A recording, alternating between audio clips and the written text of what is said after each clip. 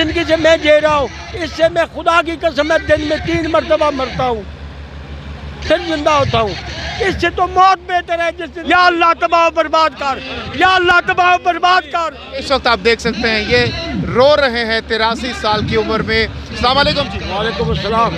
بابا جی سب سے پہلے تو اپنی عمر بتائیں، کتنی عمر ہے آپ کی؟ 83 برس عمر ہے جی۔ 83 سال کی عمر میں آپ اس جلسے میں موجود ہیں، آرام کریں، جائیں اپنا بچوں کو ٹائم دیں، یہاں پر کیا کر رہے ہیں؟ جب ذمہ داری کندھوں پہ ہو، جب ذمہ داری ہو، میں مسلمان ہوں الحمدللہ، لا الہ الا اللہ محمد رسول اللہ پڑھا ہے میں نے، اور میرے پہ فرض لاگو ہوتا ہے اگر میرا جسم مانتا ہے۔ ملک جس تباہ کاری کی طرف یہ سیاستدان دھکیل رہے ہیں اس میں کم از کم کچھ نہ کچھ حصہ میرا ڈالنا فرض بنتا ہے۔ خان صاحب سے اتنی محبت کیوں کرتے ہیں؟ خان صاحب سے محبت اس لیے کرتے ہیں، ایک تو دلیر ہے، دوسری بات یہ ہے کم از کم ان کی طرح کا چور نہیں ہے۔ تو باقی لیڈرز نواز شریف، شہباز شریف، زرداری صاحب، مولانا صاحب وہ دلیر نہیں ہے کیا؟ نہ، دلیر کیوں نہیں ہے؟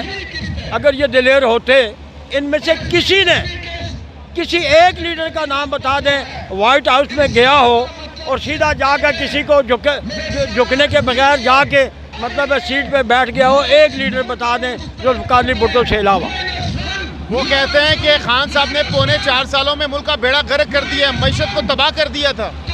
خان صاحب نے جب معیشت چھوڑی تھی، جس جگہ پہ چھوڑی تھی، ان کے تو 4 مہینے میں مطلب اس کا بیڑا غرق ہو گیا۔ وہ کہتے ہیں بیڑا اس لیے غرق ہوا کہ خان صاحب نے ملک میں کچھ چھوڑا نہیں تھا۔ خان صاحب نے ملک میں کچھ نہیں چھوڑا، پھر اقتدار لیا کیوں؟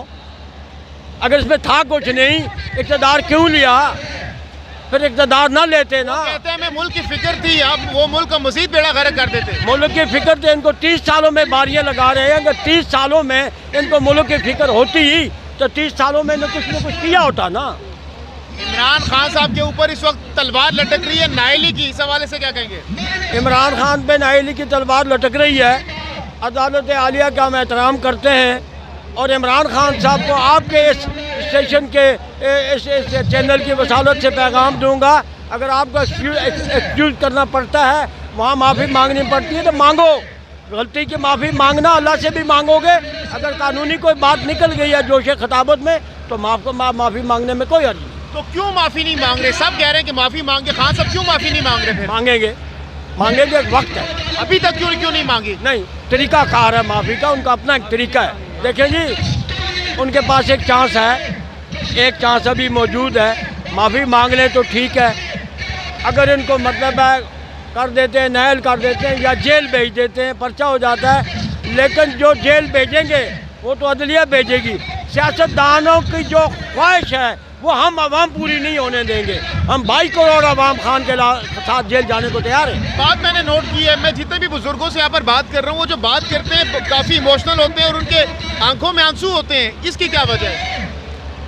دیکھیں جی، میں نے بہت کچھ ضبط کیا ہوا ہے، میں پرانا سیاسی آدمی ہوں، میں نے بہت کچھ دبا کے رکھا ہے، کوئی ایسا موضوع نہیں ہے جس میں دکھوں کی تاروں کو اگر میں نے چھیڑ دیا، اور میں دعوے سے کہتا ہوں میں آپ کو بھی رلا دوں گا، آپ نوجوانوں کو بھی رونا پڑے گا، میں آپ کو بتا دوں، کچھ چیزیں میں نے دبا کے رکھی ہوئی ہیں، ان دکھتی رگوں کو نہیں چھیڑنا ہے۔ آج عوام پاکستان اللہ سے موت مانگ رہی ہے، موت کتنی بھیانک چیز ہے کہ کوئی بندہ خوشی سے موت مانگتا ہے، جس کے گھر میں 3 بچے ہیں، وہ رات کو صحیح طریقے سے کھانا اپنے بچوں کو نہیں دے سکتا، 25-30 ہزار روپے بجلی کا بل آ رہا ہے، کس دکھتی رگ پہ ہاتھ رکھ دیا آپ نے میرے بھائی؟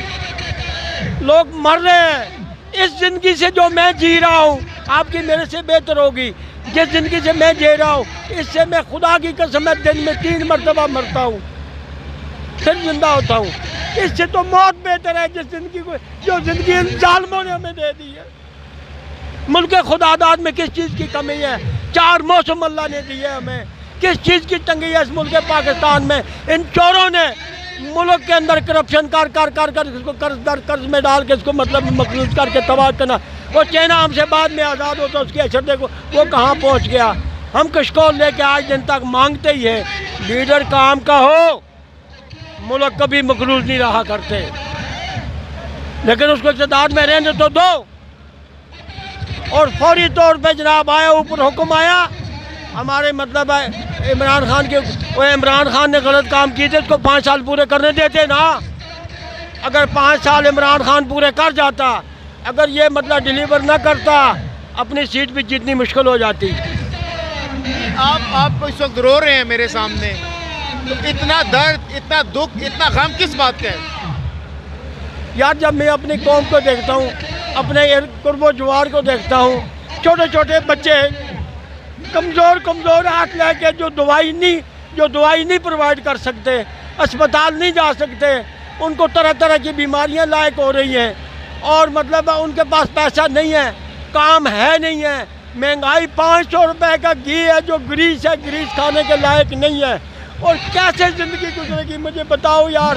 میں اللہ سے دعا کرتا ہوں یا اللہ جس آدمی نے میں پاکستان کے معیشت کے ساتھ اس کو نقصان پہنچایا ہے، اس کو کمزور کیا ہے، یا اللہ اس کو تباہ و برباد کر میرے مولا.